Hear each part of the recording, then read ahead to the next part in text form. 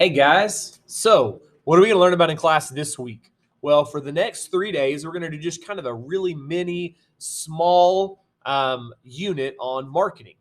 And what I'm going to challenge you to do today is what's marketing? Well, marketing is trying to appeal a product to a certain audience. I don't know if any of you guys in here have seen the show Shark Tank. It's one of my favorite shows.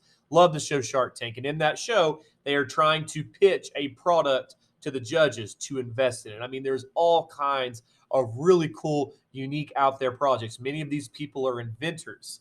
Maybe they invented a new product. You ever seen the Scrub Daddies?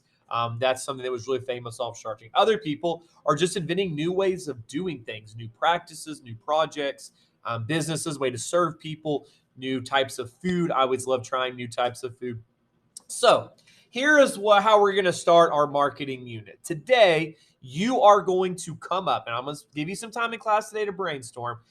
You are going to come up with a new ag product that you think would be really, really cool. Now, it can be real or it can be something that is totally fake and out there and not real. Okay. So some of you are like, what do you mean, Mr. Branscum? I don't understand. So I've got some pictures of some really cool inventions, innovative things that ag people, farmers and ranchers, researchers have came up with in the past. So check some of these out right here. Check out some of these inventions right here. This one is really, really cool. Okay. It's literally a flamethrower but for tractors. So this looks incredibly dangerous. On the back of that tractor is a propane tank where my mouse is, and it runs back to all of these different torches. And when he turns the switch or something like that, flames are coming out. Why would we want this? Well, when we're trying to weed the ground before we plant a new crop, we want to get rid of all the weeds. What's some good ways of getting rid of all the weeds? Well, we're not going to pull a field by hand. Maybe we want to be organic and not spray pesticides and different chemicals on our field. Some farmers will till the ground, but we found that it's actually better for the soil if you don't till the ground. And so this guy right here, you can see it's been running for a little bit, just right behind it, how there's no plants. And so he would drive this over his field, and it basically would scorch and kill all of those little tiny plants right there. That's pretty cool. This right here is a really cool invention, and it's not like a tangible object that you could hold in your hand, but it's a company called WeFarm. Now, let me tell you about WeFarm because I think it's one of the greatest companies in the entire world. This is found in African nations. If you and I have a question about something, where do we look? We typically look on Google. We Google a question, we find the answer. If I want to know what year Michael Jordan won his first NBA championship, I can look on Google and I can find that out really fast, 1991. With some people in other countries, they don't have access to internet. They can't just Google. And so sometimes really simple problems on the farm that should not be a big deal could be a really, really big deal. These people do not have internet. But interestingly enough, 80-something% of the world does have a cell phone, a simple cell phone that can be used for calling or texting. So WeFarm is a company where you would pick up your phone and you would text maybe a picture of a scab on one of your cows or a disease that's popped up on the leaf of your corn plant. And you would text it to this company.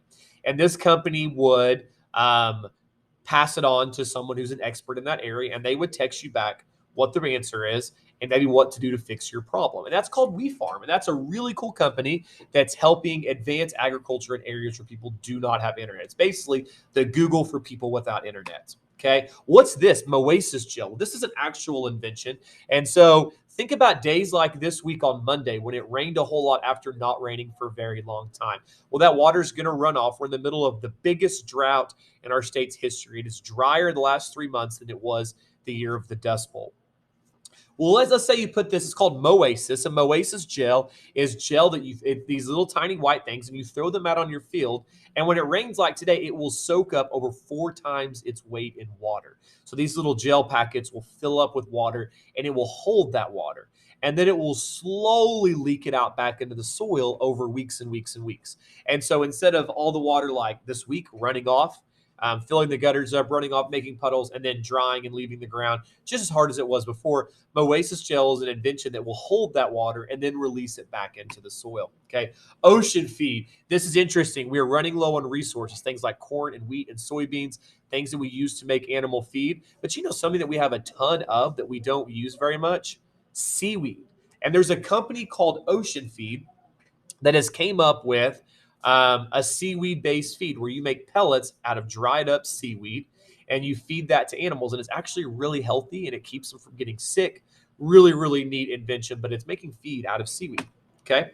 Hunger Not Impossible is a really cool company. Once again, kind of like the Wee Farm, where it's not an invention, it is an idea. But basically, this is in Atlanta and some other places where um, basically people that are low income can sign up for this on their cell phone and they can text and they partner with various businesses that will have meals, hot meals ready for you that you can go pick up. Okay. This one's pretty cool. Scarecrows. Do scarecrows really scare the crows? My experience is seeing crows like landing on them. We've had those little owl statues in the barn that's supposed to scare away things, and I've seen birds actually build nests on them. These scarecrows, these laser scarecrows, it's just a laser pointer and it detects motion out on the field and it will shine the laser at the crow, and it won't zap them. It's just a light. But it will scare the crows away. And so it'll keep the crows from eating your corn or pecans or whatever crop it is that you're growing. Okay. Bee vectoring is really cool. My ninth graders, we've covered bees. Eighth graders, we'll cover them next semester.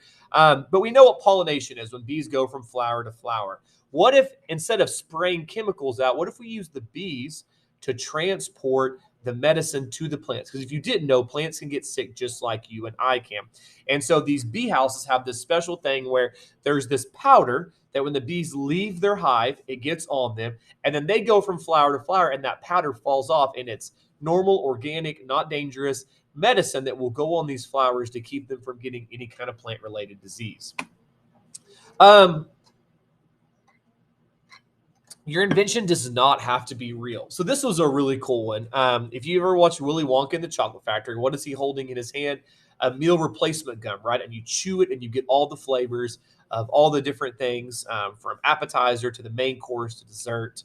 And it just goes all throughout your body right there. Unfortunately, if you watch it, Violet Beauregard was the girl in the video that that pill was not, or that gum was not totally complete. And she like swole up and the Oompa Loompas rolled her out. So you can't use any of the ideas I give you or will continue to give you, but come up with an invention, your own invention. What if it was a feed pan and we have self-feeding feeders for livestock like goats or cattle, but what if it was a self-feeding feeder that we could plug in the amount and it would fill it up to exactly that amount at exactly that time every day? So I need to feed 2.5 pounds of feed to one of my pigs, and I plug that in and it drops it down and feeds it at that time every day. What if it's a robot that cleans out my livestock pens for me? Okay. What if it was something that would manually pick the corn and shuck it for you? I don't know. Whatever you want to come up with. Maybe it's a food product, okay? What if it was a bowl or a cup that you could drink and then afterwards eat? That actually already exists on the market. You can't steal any of the ideas that I've came up with, but come up with a really cool idea for an ag invention, even if it's something that is completely impossible. Now, it does tell you in your notes on Google Classroom what I have for you guys to do. And so it says that I've got a PowerPoint thing for you, and you're going to give me the name of it and give me a description of it. You're going to tell me how it benefits people. You're going to tell me how you would go about making it. If it's something way out there, then you can make something up for that. And the last thing that we're going to do when it comes to marketing is come up with something called a SWOT analysis. And let me show you what a SWOT analysis is really quick. So here's what a SWOT analysis is. It's an acronym, and it has these different words: strengths, weaknesses, opportunities, and threats. And people that market or create a product, they're going to come out with stuff like this. So strengths. Strengths and weaknesses are internal about your product. So let's say that I'm inventing that magical feeder that will fill up to certain amounts for me. Well, what's the strengths? Maybe my strengths are, and I'm going to type these as I go, that animal always gets the same amount of feed, because we know that sometimes we scoop too much or too little. This makes sure we don't. So animals always get the same amount of feed. Maybe another strength is less time spent working in the barn. Okay, so it's easier on me. Maybe another strength is they get fed at the same time every single day, which is a really good thing for animals. Okay, that would be some benefits of a feeder that fed itself. Well, now what's some weaknesses of this? Um, Equipment could break, right? So that could be a bad thing there. Another weakness of this is, oh boy, I think it's just the perfect opportunity. No, another weakness is that we might not notice that the animal is sick because we're not there. Animal is wilder because it's not as used to as much human interaction. Old feed is not gotten rid of. Well, it keeps giving me the same amount of feed every day, but what if that pig didn't eat that day? And now we're just going to keep dumping more and more on. Those would be weaknesses, okay? So strengths and weaknesses are going to be characteristics of that right there. What are some opportunities and threats? Well, opportunities and threats are things outside of that product. So things externally that would make a difference, okay? So what are some opportunities? Selling these at a local feed store. So a local feed store would actually be my opportunity, if that makes sense. So local feed store is my opportunity because they're a place that I could actually sell them. Okay, showmanship clinics. Okay, the Stillwater Ag Barn, I can leave samples there for people to see. Those are different opportunities. Okay, conversations with animal breeders who might want to do this. Okay. What are some threats? Well, threats would be external things that would stand in the way of this project being successful. So, for example, in this case, Mr. Branscum, because if you tell me that you're not feeding your animal or checking on it, and you have a machine doing it for you, Mr. Branscum is going to be very mad and upset with you. Okay. Some other threats that we could see could be um,